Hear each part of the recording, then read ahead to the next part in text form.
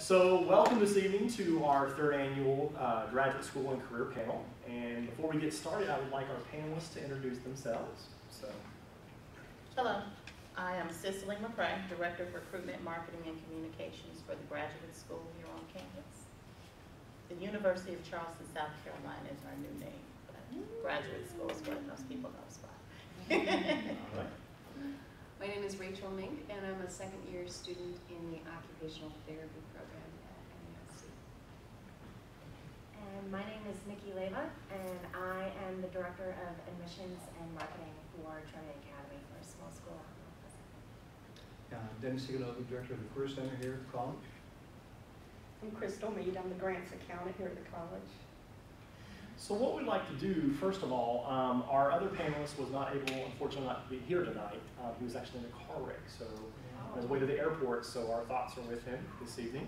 But I'm going to try to see if we can do a Skype event sometime in the spring, so at least you guys will get to talk to the physical therapist part of our panel. So basically what I'll do is I will read a question, and then if one of our panelists would like to tackle it, and if you want to pass it off to a colleague, you can do that as well. Okay. So kind of first off to get us started tonight is, how did you get started on a path that led you to choosing your career? I'll start on that. Actually, when I graduated from high school, I really didn't know what I wanted to do because I attended a small private high school, and they didn't offer a lot of career opportunities to experience different types of careers. So I actually worked for a couple of years, and I was in a small secretarial position, and they started giving me more and more accounting duties, and I realized I liked it, and then I actually went back to school to pursue accounting, just from experience in my job. I've had a couple careers, so really two distinct ones. One was I have a background in chemistry, so I went on to grad school chemistry and didn't finish up there because it was too theoretical, and so I was in sales and marketing technical field for many, many years with different companies in the East and West Coast, and then I decided to go back to school because I had a position as an admissions counselor with a private school in the Boston area, and everyone said it's very rewarding to go into education. It's more than just profit making and stuff, and so I started taking some graduate classes while I was working for Delta Airlines at the moment, and ended up going to a master's degree in student affairs. But the decision was saying, what am I going to do with my life, basically, and education seemed to be a good fit, and higher education seemed to be a better fit. So I really realized when I was in the Boston area, they said, unless you have a master's degree, you might as well just forget it. So I figured, okay, commit yourself to getting the graduate degree, and I got that, and then been in the field for a number of years after that. But there are really two different, I guess, careers, you want to call it, more the science side of it all, and then make a decision to go back to school later on in life when I was 103. I'm learning all new kinds of things. Oh yeah, I'll just tell you all about that. Those are really two different things where, so. It's fun actually, because I went over and met some people in the chemistry department the other day, and the associate dean said to the Lisa, do you know this guy was a chemist? She said, no! It's like, well, yeah, he was. So it's part of my DNA, I guess. I always thought that you were always in the Career Center. Mine was interesting. I had, going all the way through high school, I had this idea that I was going to be a marine mammologist. I had it narrowed all the way down to like exactly what I was going to do. And my dad kept telling me, he's like, yeah, okay. I don't think that you would really enjoy that. And he encouraged me to get out and talk to as many marine biologists as I could. And I did. And everyone told me the same thing, that it's a lot of hard work, lots of education, very rewarding, but then also at the same time that if you're going to make a name for yourself, or if you're going to have any type of solid work-life balance, then you're gonna have to discover something. I'm like, oh yeah, that's fine. I'll be fine, don't worry. And so this was 7 years of my dad telling me, I don't think that's the route you want to go. And so I narrowed my choices for college, and I came down to the College of Charleston. And it was during orientation. And I sat through a choose your major workshop, and at my dad's request, I said, okay, I don't know what I'm going to get out of this, but okay, I'll go to one. I'll go to the one on communication. And after 45 minutes, I walk out, and he said, so what do you think? I said, you know what? I think I'm going to choose communication. And not only that, I'm going to go into corporate communication. And his jaw just dropped. He's like, I can't believe it. It has taken me 7 years to convince this woman to go into something with communication, and it takes them 45 minutes. And I stuck with it. You know, I came to the college, and that was at the time when the communication major was the fastest growing degree program here. It had about a tenth of the student population in it, and my friends, they were having to take 5 years to complete their degree, and I got done in 4, and I've never looked back. She hadn't spoken to her dad since. He's not spoken He's to not me. spoken to her. Well, sounds like we've got a bunch of folks who do it the roundabout way. Yeah. That was that way for me too. I thought I was going to be a doctor when I was 8, and then I still thought that when I went to high school, and I still thought that when I went to college. And so I went into college, got through the whole pre-med curriculum, bio major, chem minor, and halfway through sophomore year, it was like, I'm not feeling this the way my colleagues are. Something's off. Like, they're really passionate about this, but the more I learned about being a physician, the more that it didn't seem to be a fit. And so I've been taking coursework parallel in the theater in my spare time because I thought it was fun. So I switched to a communications major and ended up graduating with an interdisciplinary degree in sociology, anthropology, and theater, which was my way of getting out in 4 years, essentially, because I had spent 2 years in the science department. And so I always felt like there were these two parts of myself that were almost in conflict in undergrad.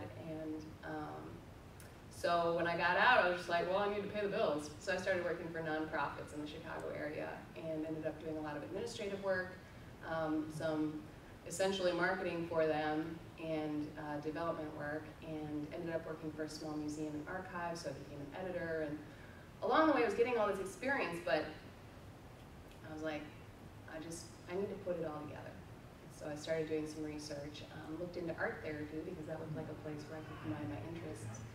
But it's a pretty narrow field, and the job outlook is not awesome. I don't know that it ever will be awesome unless you're super passionate about it. And I was like, well, I'm not a studio artist, and I'm not a musician, so where am I going to go with this? And I hit on occupational therapy and realized that it's a really broad field where you look at the whole of somebody's life and you problem solve a bunch with them, and it might have to do with how their body works, it might have to do with how their mind and their emotions work, so you're working psychology in there. And it also requires a lot of communication skills because you're working in partnership with your patients. And so the more I learned about that, the more it seemed like the right place, and I started doing a lot of shadowing occupational therapists in different settings, and said, that's for me. So then it was all about getting my prerequisites lined up. So it took a few years to get back into school, but here I am, you know, at 103, back in school, getting a master's degree, and it's been a really great fit so far, and I'm really excited to be in the workforce next year. Well, I too have had lots of previous positions, but just to go back where I started, when I was in high school, in my senior book, I wrote that I will be the next Oprah Winfrey. I was going to have a show. I had it all mapped out. I was going to school for 4 years, and I was going to intern with Oprah, and then she was going to give me a show. I had it all mapped out. So my mother said, well, you know what, I hope you're as successful as she is, and I'll retire. But anyway, that didn't work out. So I went to college. I went to Alabama A&M, and I actually did an internship at the radio station because I thought I wanted to do radio or TV. And so you do a semester of radio, and then you do a semester of TV. And I hated radio. Oh my God, I mean, I dreaded going every day, like, oh my God, this is so boring. So I enjoyed TV, but I decided, I'm not sure, I think I want to be an educator. So after I graduated, I became a substitute teacher in the communications department at my old high school, which was really, really fun. It was fun, but it was also a learning experience. I worked right next door to my mama. Who wants to do that every day? So there was Little Miss Chapman, which was me, that was my maiden name, and then there was Big Miss Chapman, who was my mom. And I didn't want to be in my mom's shadow all the time, so she was always saying, did you come to work on time? And what you got on today? And I was just like, I can't do this anymore. So anyway, I decided, okay, I'm gonna go back to school and get my master's degree. So I couldn't decide if I wanted to go into higher education administration or if I wanted to go into educational administration, possibly be a principal or director of guidance or something like that. So I actually did education administration. And while I was in graduate school, I started working at a small college called Franklin University in Ohio, in Columbus, Ohio. And I worked in the graduate office there. And I really, really enjoyed it. I worked there for 3 years, and then I moved to Charleston, and I started working for the school district. And I did not enjoy working for the school district, and I wanted to get back into higher education, but I never really could find a job. I mean, for some reason, I guess when I moved here, there was a surge of folks who were moving to Charleston. So a lot of the jobs in, College of Charleston and other universities were full. So I actually got a job with the government, doing marketing and communications for the government, and I loved my job. However, 3 or 4 years into the position, they eliminated my position, and they told me you could move to Turkey, or you can move to Key West, Florida. Move here, you can move there. And I thought, well, this doesn't work for me. I just had a baby. It just wasn't going to work for my life. So I said, okay, God, I'm going to take my severance package and pray that now would be a good time for me to get back into higher education. This was really weird. When I was working for the government, I went to a career fair and sat next to Nikki, who's right here. Nikki was the old the new well, Nikki used to have the job that I'm in now. We had no idea at the time that, she had no idea that I was in the process of looking for jobs. I never mentioned it to her, but I was asking her questions like, do you like where you work, this, that, and the other, not knowing that she was in the process of transitioning out. So I really think it was kind of divine destiny that I sat next to her, kind of met with her, we talked, communicated. I knew she was getting married and all this kind of stuff. And so anyway, long story short, I'm here. So I've been here now about 1.5 years, and I really enjoy what I do. I really enjoy working with our graduate students and seeing our students succeed. And my goal is to actually get my PhD in higher education administration. We look forward to hearing updates. Yeah. Next question is, whoever on the panel would like to tackle this is, did you have a mentor growing up? And if so, how did they possibly influence your career choice? I'll speak to that one quickly. I actually have a mentor, and I've had one since I was in college. She was actually one of my college professors, and then it was another, I actually have two, and it was a lady who I worked with when I first started teaching. And she actually designated herself as my mentor. So she's always kind of been a good person I use when I need a reference. If you just need someone to just bounce ideas off on. And just a good person to give you encouragement. So I do encourage that you seek out someone who you really like, respect, and admire to be your mentor, because they can really, really, really help you in your career path. I had one when I took a position at a very small college down in West Virginia, and my mentor really was my vice president. She was just incredible, energy-wise, loved students. She could not, no matter what everything she did was centered on how can we help our students and stuff like that. But she was professionally engaged with all the right organizations, but she always took time to say, where are you? What do you want to achieve and stuff like that. So that was one of my first, I guess, kind of being in the educational world, having someone that you just sort of looked up to, and she just was inspiring. And then I also here with Sue Summercrest. I worked under her supervision for a while. She was our vice president of enrollment management, and she also was very similar in that sense, is that she just had an incredible presence, and she valued everyone and their professional roles, and you could go to her about anything and everything, and so they have really been mentors for me in a professional sense. I didn't really have a childhood mentor. I came from a very small hometown, Darlington, South Carolina. I don't know if you've heard of that. Are you? Yeah. And most of my family, they grow up, they graduate high school, they may go to Tech or Francis Marion, and they stay. But but there's not much there, and most of the people that are there just stay. Most of my family is still there. They thought I was the brave one for moving away to Charleston, big city. But anyway, I didn't expand as much as they did, so I'll go back and expand a little more on the last question too to lead into this one. But when I realized that I liked accounting, I was just working for a small firm. We imported work gloves and sold them to industries. And I started going to tech just to get my 2-year degree to begin with, and I fell in love 2 years into it, and I just could not wait to get married. So I got married, moved to Florida, and that kind of put my career on hold. And because I thought, oh, I'll pick it up down there, but it wasn't as easily done as I thought. And then I ended up having 2 children, so I did the unconventional educational program and ended up going back to school in the evenings. But I was, when I decided to go back to work after my children, I was going through a temp agency, and my boss there really encouraged me to go back to school, and she told me about some of the evening programs that schools offer, and she just really encouraged me that even though right now I didn't see that as a goal, down the line I may actually want to be a working professional, so she really encouraged me to go back to school, and I'm glad I did. I was working customer service jobs at the time, and I ended up working at Blackbaud, and that kind of brought in the customer service as well as the accounting that I was interested in. I supported accounting software there, and then I ended up deciding to go for my master's degree. I got my MBA because I felt like that would be more flexible if I didn't want to stick to just accounting, because there are so many areas in business management where an accounting skill is very beneficial to you. So I just kind of wanted to leave that open. I didn't want to get specifically master's in accounting. So if I ever do decide I want to move up a little more, then that kind of leaves that open for me. But I really consider her as my mentor, because I feel like if she had not been there to really persuade me, I might not have ever gone back to school, because it's definitely not as easy when you've got a family to go back and get that degree. So that kind of leads us into our next question is, what kind of careers can students expect from a major in professional field? Oh, can I? My background is in communication, and my master's is in public administration. Communication itself, you can go anywhere in this. I just happened to fall in love with marketing and stayed within marketing and public relations.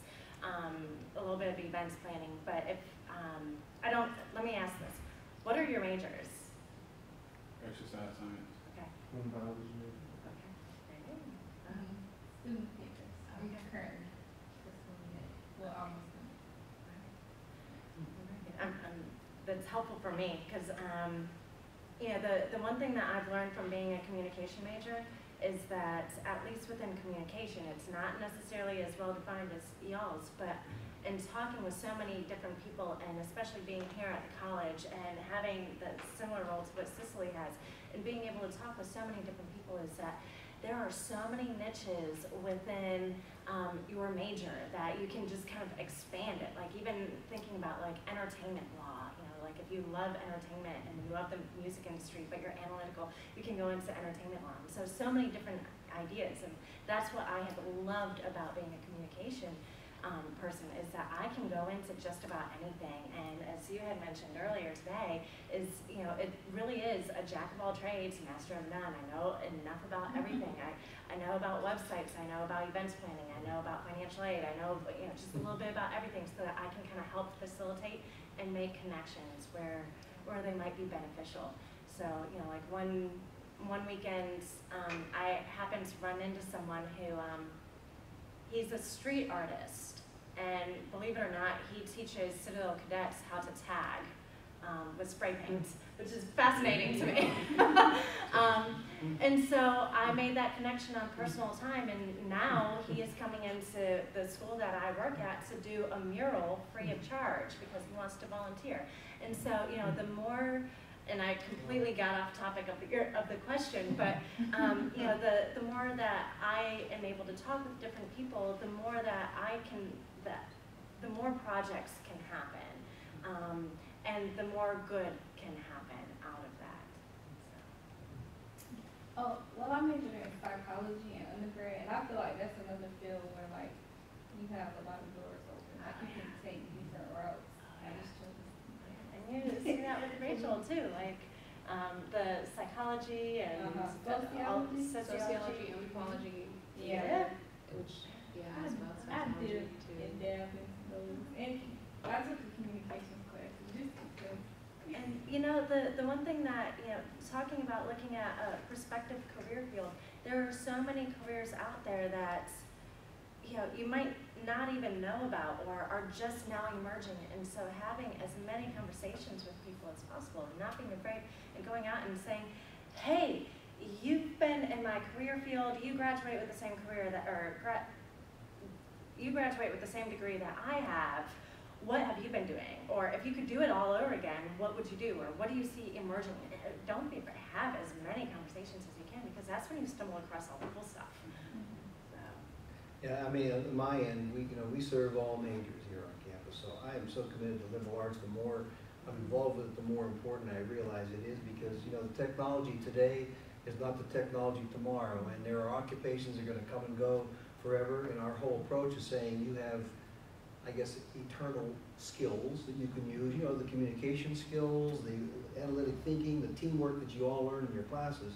And that's gonna be in good stead for whatever you actually choose, because everybody's gonna have different careers throughout their lifetime, and no one's gonna have a job from the time you graduate from college to the time you retire. It's an automotive concept.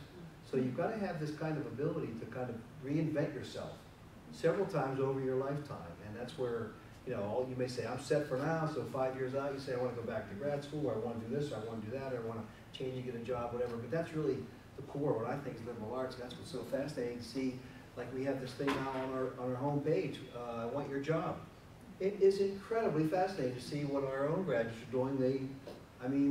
Like what Nick was saying, they're doing all kind of neat things, and some of them, they didn't know what was going to be in the future. But they ran with it once they got there, and it's fascinating stories. And just looking at that, I think it comes out once a week or something like that. It's fabulous stuff. It really is. And accounting may seem like a narrow field, but really accounting is so large these days. You got to think the daily operations of any business. You have payroll, you have to pay bills, you have to send out bills, get the money in, you have to do the financial audit, especially like I've worked in the nonprofit sector and now working in the grant sector. There are so many, or so much has happened with the embezzlements and things like that. Now you have forensic accounting, you have auditors, you have people that develop accounting software. There's just so many things you can do with accounting as well. I think it's really important too to not disparage your money-making jobs that you are available to when you're at the entry level. You leave school, you need to start paying the bills and being independent. And whatever you choose to do to get those bills paid is going to serve you well.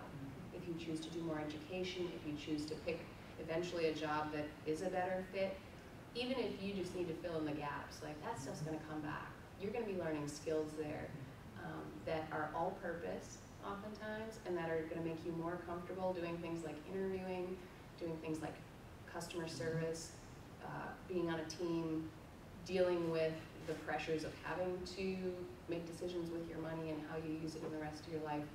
And that's just gonna serve you well. So if you don't end up with a job in your major field right away, it's okay, you're gonna get through that, and that's not gonna be time wasted. What kind of internships or part-time job opportunities could students expect to gain some valuable work experience that would lead them to a career in your field? Just expounding a little bit on what she said, I would highly recommend, during some of my times when I was in school, I just needed a job, to bring in some income. I took some call center customer service jobs. I lived in Florida for a while. I worked at Home Shopping Network down there for a couple of years. And, at Blackbaud, just taking phone calls and doing customer service over the phone, that was invaluable experience. I think any position you're in, even though I'm in accounting, I look at people on campus as my customers, and I try to give them the best customer service I can. I think customer service is always valuable experience to gain as a part-time or short-term job.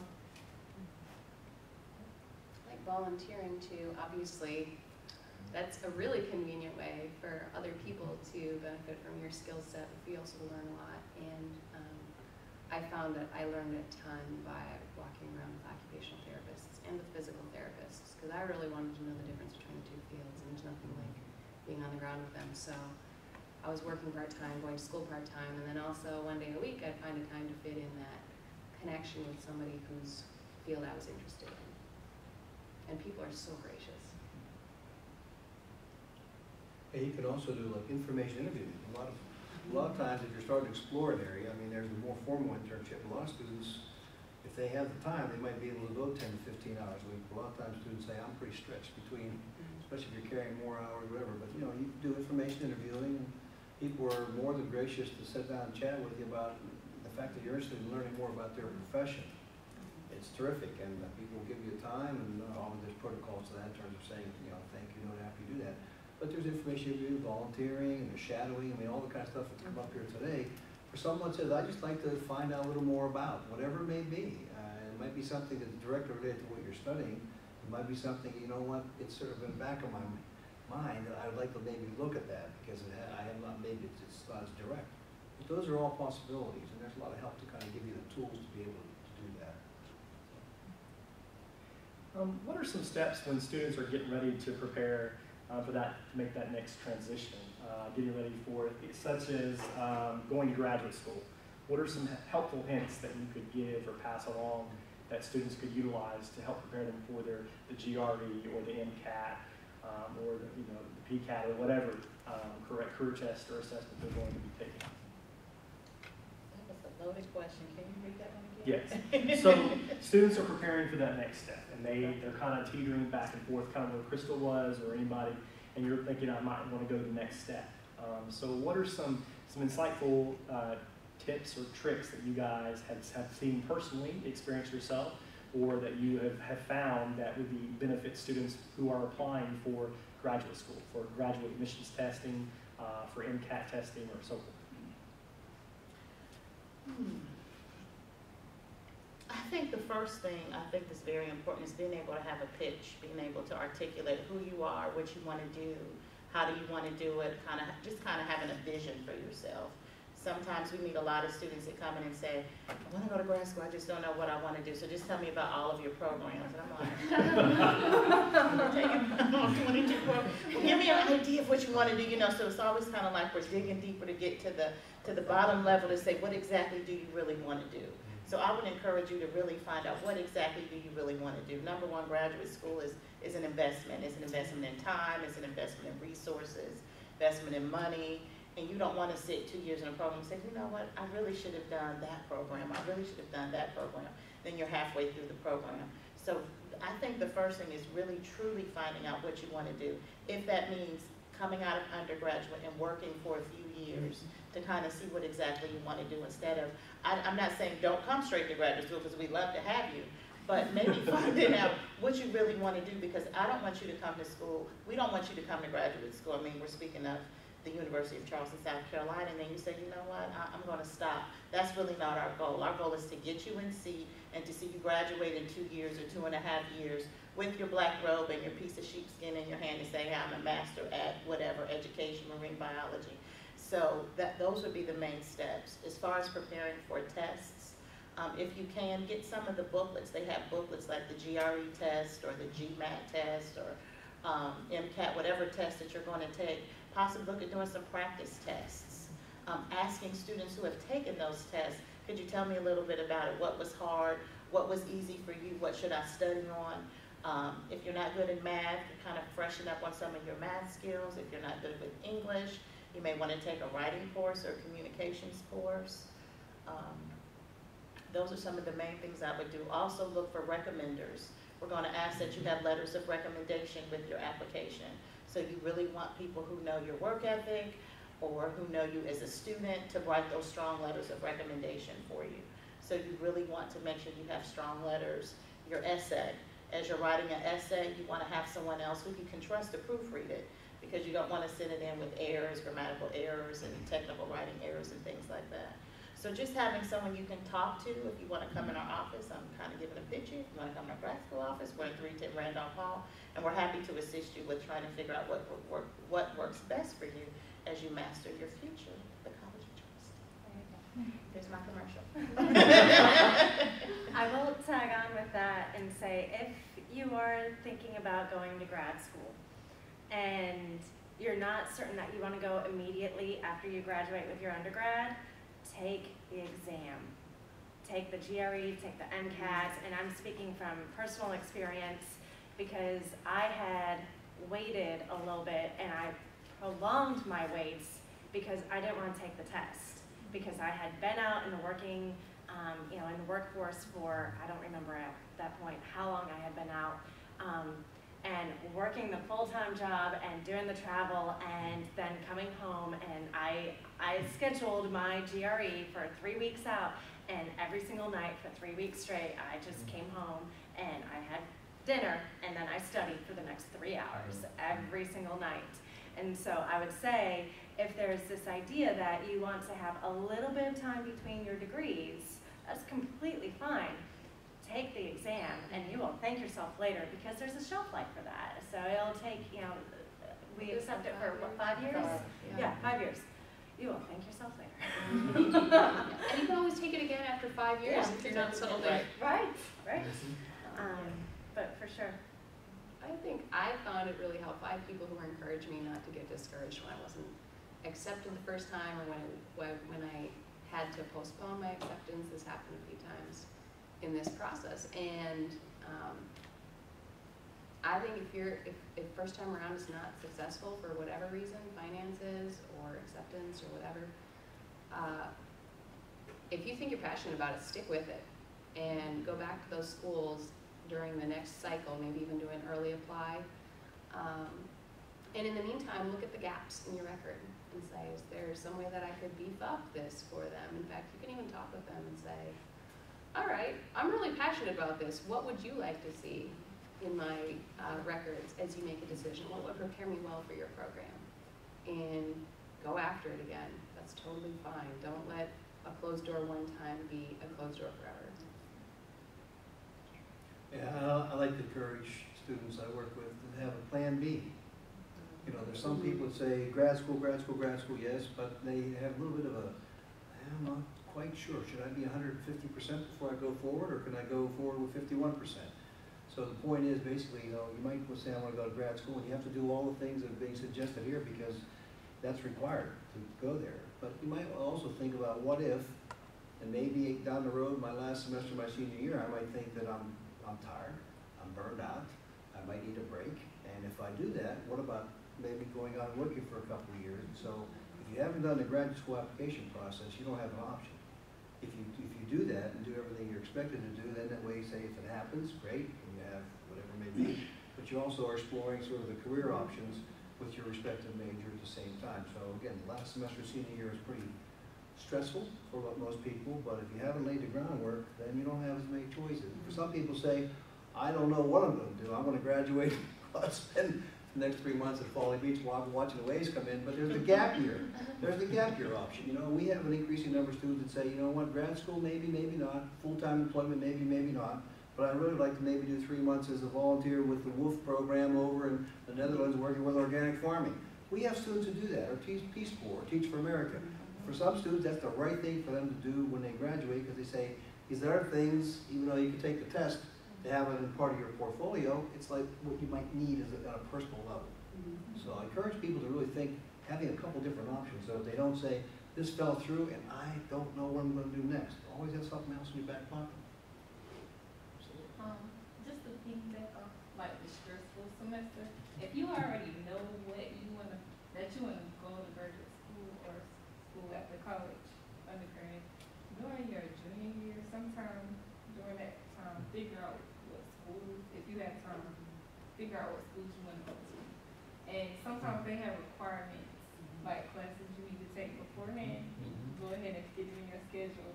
Because I know a student now who's trying to squeeze in some things, like an internship and a class, because she didn't take it. So just something to think about. So you won't try to do everything like your last semester or last year.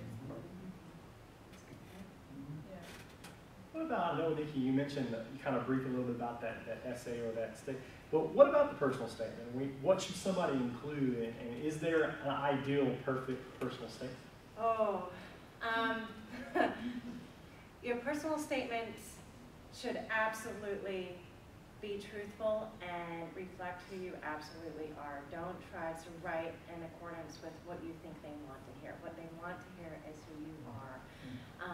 This is a great opportunity to explain if we're taking a look at grades. My grades, not so great from undergrad, mostly because I felt like I was completely and utterly drowning here. And I went to the College of Charleston. And it wasn't until my junior year that I found, going back to that question about a mentor, Beth Goodyear. It was her first year on campus, and she saw me and she plucked me up, and so she was able to help me turn around a lot of different things. But the truth of the matter is that I still had probably about 5 or 6 years worth of work experience, great work experience, but still my grades from undergrad weren't stellar. And so in my personal statements, I was honest with it. I addressed it, and I addressed it briefly and professionally, and said, I know that this is quite likely something that you're going to be interested in knowing about, and so here are the facts, and here's what I learned from it. Like always come back to, what did I learn from this experience? And how has that prepared me to move forward? How has that prepared me to move forward with your program? Because I always felt that a program is, especially as a graduate student, when I was sitting in the classes, I wasn't just learning from the professor, I wasn't just learning from the adjunct, I was learning from everybody else who was with me. And the people who had this rich experience, I was able to learn a little bit more from them, and I was able to share ideas with and learn from their experiences. And that's what I think program directors and programs are looking for. It's how can you help enrich this program? And so come with your story. Be honest with your story. Don't say, I'm the next Mother Teresa. That's fantastic. But definitely, go back and have a conversation. If you're kind of curious about the program, I know with the College of Charleston, everybody here, because it is so small, it is so very much approachable. And so I always recommended that if you were interested in a particular program, go talk with the faculty, go talk with the students, talk with the program director and say, what's your program about? And then you can kind of get a sense for, is this a program that I want to be in, but then also what they might be interested in as you as an applicant as well. Anybody else on that question? I know we talked a lot about personal statements and studying for the GRE, but I know we have some students who are specifically wanting to gear their education towards physical therapy or occupational therapy. Speaking from that advantage point, what are some insightful, helpful hints that you might be able to bestow on them? Well, figure out the difference between PT and OT. Occupational therapy is like the hidden rehab. Everybody's been to see a physical therapist. A lot of people don't find out about occupational therapy until they are in some certain circumstances, which is ironic because OT is just as versatile as PT. So I think getting a chance to go over to MUSC, since they're so close, it's a great way to talk to those folks in each of those departments. Again, super approachable, so willing to help. They're here tonight even. They can help you figure out which of those cultures you're going to fit in, because OT and PT have a ton of overlap. I mean, we take classes together when we're at MUSC, and that happens in a lot of other programs around the country too. And figuring out what the overlap is and also what the difference is, and which one you think fits better with your experience, your interests. Physical therapy, there's a lot of focus on the muscles and the bones, and there's kind of an athletic culture, I'd say, just to put it in shorthand. Occupational therapy is really interested in how you apply the well-being of your muscles and bones. So say once you've gained strength through exercises, how would you use that strength to brush your teeth again after you've had a stroke? That's one example. So it's a lot about applying things to everyday life. So if you're somebody who's really good at troubleshooting mechanical things and coming up with MacGyver solutions, that might be more a fit for you. But again, until you spend a little time around them, that's really hard to see. So if you get a chance to work with a physical therapist, maybe you have because of an injury already. A lot of people in our class came into rehab by going through rehab and realized how much it changed their life for the better and wanted to pass that on. So that's a great passion to bring in. And if you haven't had that experience, finding a way to step into a clinic. There are lots of places in the area that are employing occupational therapists and physical therapists in the school system, in private clinics, at the hospitals, and any of those places there are ways to get in and do some shadowing or even do some volunteering if you want to develop a more long-term relationship and say get somebody in your back pocket who'd make an awesome reference. I think preparing by looking at the prerequisites for those kind of programs is really key because occupational therapy, we have a really broad set of prerequisites, and unless you plan ahead for those, you're going to spend another, 2 semesters probably picking up extra credits that you'll need because if you didn't take a 2nd or 3rd level psych course because you were a biology major, you're missing out on that, and that's something you have to have for OT. PT, again, a little bit different. And each program around the country can be really different on this. So really honing in on maybe the 5 programs that you really want to look into, finding out what their prerequisites are. And I love this idea of nabbing that junior year if you're really confident about one of those programs. Because you're going to, unless you have an occupational therapy pre-OT undergraduate, you're going to have to do some catching up to get ready for that program. Physical therapy, a lot of times the exercise science background is sufficient for going in, but some programs will have a couple other things tacked on as well. Yeah, I'm Because it's doing really OT. Pardon? I'm doing OT. You are doing OT? Yeah. Awesome. So right now I'm taking physiology, but next semester all I need is 2 psychics I'm taking it. So Yep. fall 2015 when I'll be applying for the OT school at university. Awesome, that's great. I'm so thrilled we got a guy who's interested in that. There's 5 guys in our class this year. There was 1 last year and 0 the year before that. And I think that there's a real need in the field of OT for men because especially with the military population, folks coming back, they want a lot of OT for integrating again, especially with an increased need for mental health OT. And now there's more funding being provided for that with the Affordable Care Act.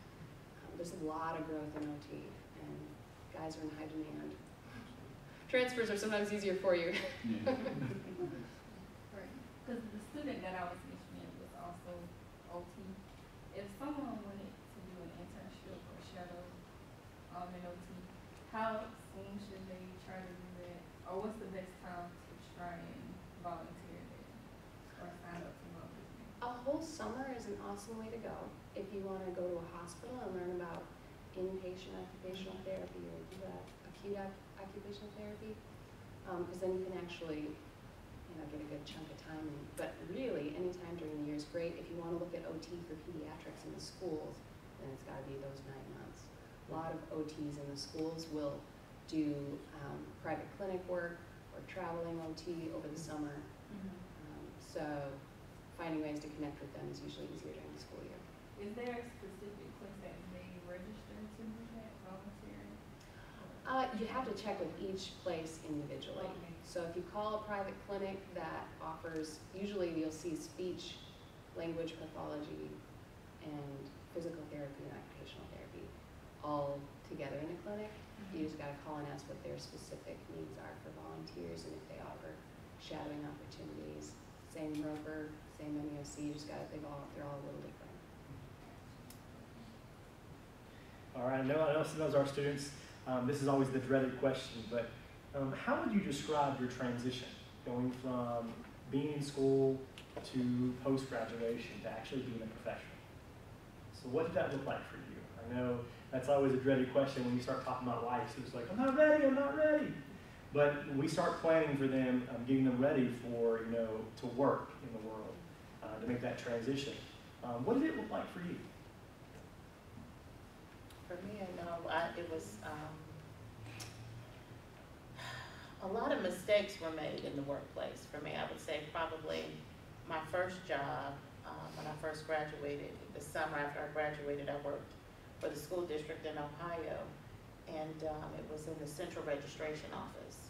So I just came from college, so I still was in party mode a little bit. So, you know, I was never intoxicated or anything like that, but coming to work, I wasn't dressed appropriately sometimes, or sometimes I didn't say the right things.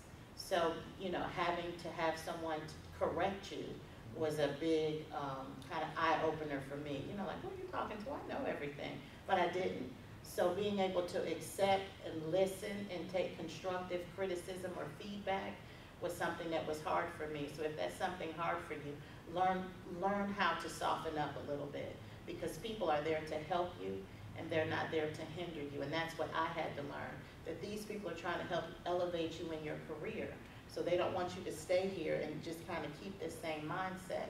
They'd like to see you grow. So if someone tells you, you know what, it's really not appropriate to wear jeans every day to work. Do you have any slacks or something like that? Don't get offended, because again, people are trying to help you. So that was one transition that was difficult for me. Another transition was finance. You know, being able to really manage money. You know, after you get paid, wow, you know, to say maybe it was $700, you know, what do I do with this? You know, I still live at home. You know, save money. Save money, save as much as you can. If I can't emphasize anything, it will help later on. Start a savings account, start a checking account if you don't already have one, and make sure you have money in it for a rainy day. Those were things that I didn't have, so when things happen, when you have a car and things break, they're like, Mom, can you let me borrow $100? It's like every time, you know, you're always asking your parents, Mom's like, you work every day, how come you don't have money? And I got tired of hearing her say that, so I had to learn the hard way really how to manage my money better. So if you don't know how to manage money, ask someone to help you. That was a hard thing for me to do too, is to say, you know what, I get paid, you know, I live at home, but I'm always broke. Help, what do I do? So if you don't know how to manage your money, ask someone to help you. There's nothing wrong with that, because again, it'll help you in the long run. If you save $100 every paycheck, do you realize how much money you'd have at the end of 10 years? So just think about those sorts of things. Mine was social. I remember that. I remember going back and having a conversation with one of my professors and thinking that after graduating, it was hard, because while I still lived in Charleston, it was as if I moved to another city completely, because so many of my close friends had upped and moved. And so here I am in this city where I had lived for 4 years in downtown Charleston. I had a social network every time I walked into a classroom, and I could get to know different people. And I had never interacted with the city. Charleston 15 years ago was so different from what it is now. And so I go from that environment to living in West Ashley, and working for a startup financial advising firm, where there, long hours were the name of the game. And so it was not uncommon for me to work 60, 70 hours a week there, and then come home and not have a social network. And the first year and a half was so very difficult for me to sit back and try to figure out, like, what is going on? Why does everything just seem so very different from, you know, other people's experience postgraduate? And that's exactly what it was. And so to be able to sit back and just be, to think through it, like it will be hard, but for everyone, I think it's going to be hard for different reasons. And so to sit back and figure out truly what are those triggers. You know, it's like what is it that's making it so hard? Y'all, I'm sorry, I've been up since 3:20 this morning, so if my words are not coming out, that's why. And so what I realized was that I was an introvert and that my job wasn't helping it at all. And so taking corrective measures of, you know, even just picking up the city paper and saying, okay, I've got to choose one thing out of this to go find and go do something. And that's when I started getting active in volunteering, because that was how I was able to figure out how to be social in a new city on my own. So. It's very lonely that first year up. Yeah. I haven't thought about that in a long time. Oh, Oh, I know. gives me the shivers. Yeah. I mean, you can do it though. Yeah, and I remember going back to my professor and saying, I wish someone had told me this before I graduated. Like, I had no idea it was coming. And she's like, you're not the first person to actually say that. So thank you for putting that question out. Very good. I think it's always interesting because, I experienced that the first time that I moved away from home. Yeah. And you have to establish yourself in a new city. But it does get easier. Yeah. I found that, I've moved 4 times in my career, and now coming to Charleston, people are like, you don't know anybody. You know? I'm like, hey, absolutely. That's okay. It's okay, It's you know? awesome. Yeah. You know what you gotta do? You gotta go to the coffee talks and the what they have on campus is social events, so you can get your social time in. But I struggle with that too, like when I graduated. And it took me a long time. It took me to become a staff member here. And being here as a staff member for 8 years, to recognize how truly open this campus is, even to alumni, just to come back. And I would also say, once you finish and get on your own, is to find a church. If you haven't found a church, a lot of times when you're an undergraduate, you may just go to a local, but find a church that you really like, because that's another way where you can actually do some activities and things like that and get a little bit more active in your community as well. So I definitely recommend that. That helps me. Huh? I go to Royal Missionary Baptist I've Church. been there. Yeah, that was fun. Like, we got I went to an old class.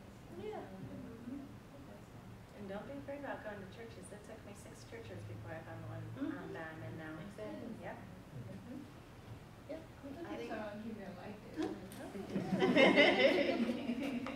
I think one of the things that a lot of students, young people, want to know is, what is it about your career today that you're passionate about? We always talk about, students most times want to always say, well, I want to go this because it makes this much money, or I want to go here because it makes this much money. But at the end of the day, I think having passion for it brings a whole new life. So, what is it about your career, your current where you are right now, that you're passionate about? We get free donuts every Friday. I need to come back. No, for me, obviously, it is so, I can't begin to tell you how exciting it is to work with students that are going through their own decision-making and journeying, because, again, no one knows ultimately what's going to happen here, there, everywhere. You have to be open for that kind of stuff, but just to be part of that process. It's a question of being trusting and being part of someone's life, and it's hard to put into words as far as how rewarding that is when you get someone who you work with or mentored or do whatever else to say, thanks for a little bit of a help. Maybe I got a nudge. Maybe I got some information where I was stuck, and you helped me to see beyond the corner here to see something else. So that's where my passion is. I mean, I also love liberal arts. I also like just being aware of all things going on, but it really comes down to the students you work with and how incredible that is as a day-to-day work that you do. I mean, it's not work. It's a wonderful experience. That's where my passion lies. Even though accounting is not such a passionate field, I've done a lot of work in nonprofit accounting. I worked for Carolina Youth Development Center where they helped children that needed emergency shelters and high management homes for girls and for boys. And I worked at the foundation where they brought in money to raise scholarship money and to run programs on campus. And now working in grants accounting, I did your program, the Roar Scholars Program, is one of the programs that we work with, and just to be a part of bringing in the money, to help the overall good and help the programs that run on campus. I just concur with what Denny said, just really seeing students succeed, just seeing them matriculate, where you see them come in and they're really not sure, and then you see them a couple semesters later and they're very confident, and then you see them a few semesters later and they're graduating. So I think that is really what kind of gives me my passion, to really know that you help that student get to where they are. Seeing them succeed.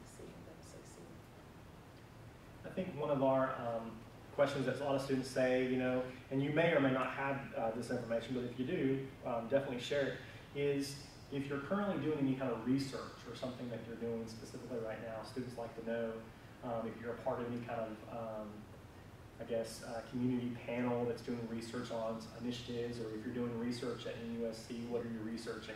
A lot of times students ask that question, so I always like to put it out to our panelists. I say if you go to grad school, jump on research, because if you get that connection, if that's something that interests you, like shaping the field for the future, get started while you have that big network in place, and that way when you go out into the workforce, you can keep doing research and you'll have those people that you plugged in with who can keep supporting that. Because if you go work off at some hospital or some clinic, especially when you get into like private settings, those opportunities are going to be hard to make. That's not something that our workforce values very much. Once you're out, you know, putting in your 9 hours a day and, you know, getting your days off and paying your bills. And so if that's something that you're really invested in, you're going to lay the foundation for that when you're in undergrad, like a lot of my colleagues had the opportunity to do, which is awesome, and then into grad school. Right now I'm working on an interprofessional collaboration between the School of Dental Medicine and the College of Health Professions, and as OT students, we're going in and learning about the way the dental students use their bodies when they're doing the job. They have a lot of ergonomic problems. They end up with really high rates of burnout because of pain and injury, dentists do. And so we want to look at the ways that educational programs can change the way they use their bodies so that they can stay in their field a lot longer. I'm also working with the Gay Straight Alliance on campus as part of the Presidential Scholars Program. We're partnering together to look at ways that healthcare, how there are still healthcare disparities for LGBT Americans, and how does the LGBT community in Charleston specifically, what kind of changes need to be made in healthcare? So we're doing a photo voice project where members of the community use photographs to share how they're experiencing healthcare in this area. And then from there we'll hopefully go on to make some changes in the system. And I think that'll have implications for other minority populations who have experienced disparities in health, which is obviously really relevant here in Charleston too. These are both things that I think I'm going to carry on with when I stay in the area, that I could do if I would move to another city as well. I think it's, again, laying the groundwork so that I can continue doing research that I'm passionate about, that changes communities in a really practical way. And that also involves teamwork. MUSC has an excellent interprofessional program, so if you're somebody who likes a lot of things, but are working on committing to one thing, it's great because you can still be in communication and collaboration with people from all of the colleges. There's 6 colleges in the university, and so there are a lot of medical professionals and medical professionals to be, and it's a great kind of, I don't know, energetic place to figure out where medicine is going, which medicine is going to a more connected place with better communication. That is the future of medicine, and I'm really pleased with this program. I had kind of the pick of the litter around the country, and have been so impressed by MUSC's program. I just like, about research, I'm not doing it to figure research, but I think, you know, as an alternate thing, as you start to say, how am I going to keep aware of, once you're in a professional field, you've got an unbelievable amount of reading, you have journals, you have your professional associations, and, you know, just to keep abreast of what's going on is absolutely mind-boggling these days. I mean, because things keep changing, whatever else. So in essence, that's I guess a research on your own. It's not necessarily doing the research, you know, in the more clinical sense, but you have to be constantly on your toes in terms of what's going on, what are changes going on, and also for some individuals, they get really, really involved with their professional associations where they take on roles, or they might get involved with these knowledge groups or whatever else. So you're in essence doing research, but it's not, again, sort of more the clinical approach. It's more just keeping aware of your profession and where it's moving, because that's the stuff that's impacting all of us. And if you don't do that, you're quickly left in the dust these days. And we're all driven by the internet, and all the rest of the stuff keeps coming out every day. You wish you could shut it off for a long time, but it just keeps coming. And you have to really address that in terms of how much time you spend with it, and also how engaged you become with whatever's going on in your respective profession. I think it's really interesting. I read a really interesting article the other day in the American Counseling Association, And they approached networking for people who are introverts differently now. The new term is colliding. So as opposed to networking, colliding. And basically what it is doing is it is revolutionizing the way introverts are being exposed to opportunities. Because we have a number of students who aren't extroverts, and they always ask me, well, I'm not this, I'm not that, how do I? And so I was kind of curious about that question, and I came across this article when I was reading it, and I was like, this is fascinating, because for the first time, they're actually creating this new type of intergroup dynamic by using this word called colliding. And it's really interesting. So I'm interested to see how that's going to kind of unfold. So. Just as an aside, I just finished reading a book I bought. It's called Introvert. And the idea was this person really was an introvert. She did a lot of stuff, but the point she makes when she's done all this research with all kind of psychologists and everybody else is saying, you know, we're living in an extroverted world. And there are a lot of people that are quieter, more reflective, but you know, you get overshadowed because when you walk into the room, you're supposed to be the typical politician. To be successful, you have to do this. And he said there's a lot of people who just are not comfortable with that. So there's the typical networking part, but they're saying when you look at some of the leaders, a quiet, reflective kind of person, they may not be, when you're having staff, whatever it may be, they're not the kind of person that's going to jump up and give you an answer or an idea, but maybe you don't ignore them, because they may have the most insightful thing that you need to know. But it's a whole book devoted to saying, here's our society, and you look at Asian cultures, you look at other countries, and they have this thing in a worldwide where they talk about, this is more the introverted areas of the world, here's the extroverted world. The US is extroverted, you look at the Asian cultures, more introverted, right? But they talk about all the other stuff, but it was a fascinating book in terms of, and I gave it to the library. I gave it to the National Library, so it's a book that someone, if they read books anymore, just kidding, right? It was on the internet, like, who reads a book, right? But I did read this one, but it was a fascinating thing, just getting back to the whole point. Introvert, there's a lot of introvert, I think like 3 out of 10 or something like that, or if you want to categorize them, they're introverts. But yet again, they have to deal with being overwhelmed with extroverted activities and expectations. And it's hard for people, like you mentioned it. So go collide, that's it. With the boundless, we got to go collide, man, that's it. Yeah. It's pretty interesting. I was excited to hear that. So I'm looking forward to that. So now we're going to kind of open it up to the panel. So if you guys have specific questions for them that we didn't cover in our dialogue.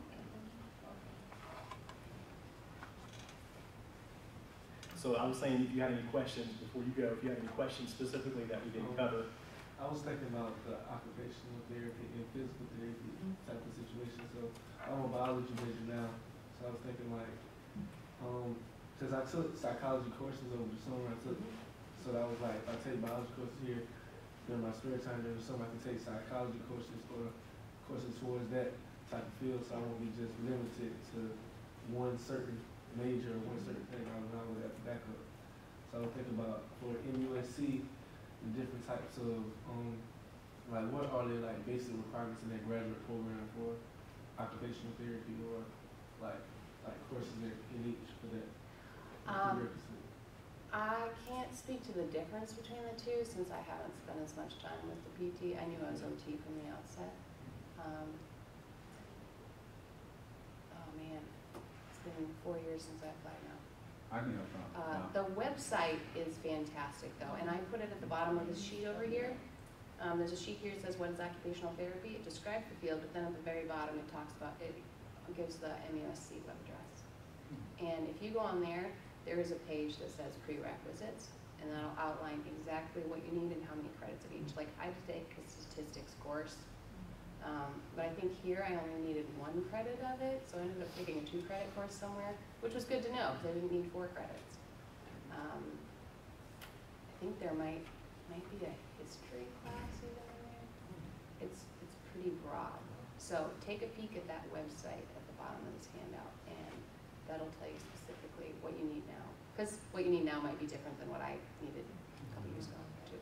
But the thing with the PT, I know I did the research with Google, like you say, you find a difference. The main difference at MUSC is you need Chem 111 and Chem 112 for PT. OT doesn't call for Chem at all. That's the main difference.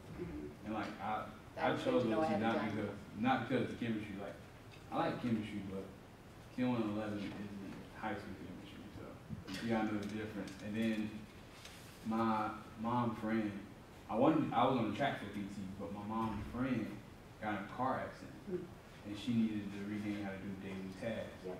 And I really became interested in OT. And then also, you get you're near the same salary range as a PT, but a PT has to do 4, and then while OT has to do 2. So Yep, that's cheaper school, less Yep. school, and I still come out. it's a good investment. Yeah. And do it sooner, I think, rather than later, because OT is most likely in the next 5 years switching to be a clinical doctorate like PT is. So those programs will be a little longer. We spend more time in clinicals. So if you go now, Yeah. it'll be a lot cheaper. Yeah, that's why I love that. Like you said, look at the prereqs. So the only prereqs I got left, the main prereqs are lifespan and motor development. And then now they just added like medical terminology. I already Yeah. signed up for that. Yep, So I ended I'll up be taking good. that for another program, and MUSC didn't require it at the time, and I found it was super helpful. So if you get a chance to take a medical terminology class, you can even find one online. I don't know if they offer it here, but a lot of times they'll just be 1 credit, and you can do it online, and it's super efficient, but you learn a lot fast. My question is, any OTs that I can shadow down here on the peninsula, like downtown? 'Cause Yeah. I don't have my car down here with me. Sure. I have a bike. Mm-hmm. So I want to either go to MUSC or Roper. I'm Yep. not sure which programs are more open to a college student. Mhm. I don't know offhand either, since I'm from Minneapolis, so I did all my shadowing up in Minneapolis and Okay. Chicago. But I can definitely get your email and check with some of the folks that I know and see where they're at with that. Okay, thanks. I have to leave y'all. Okay. Thanks Thank for you. coming. Before you leave, I want to make sure you get the information because there's a lot of information out there. Also, all the panelists tonight, we have their information on the very back of the program, so you have their contact information as well as their bios. Thank y'all. Nice to meet you. Watch out for the paparazzi as you leave. Any other questions you guys have? All right, well, let's give our panelists a round of applause.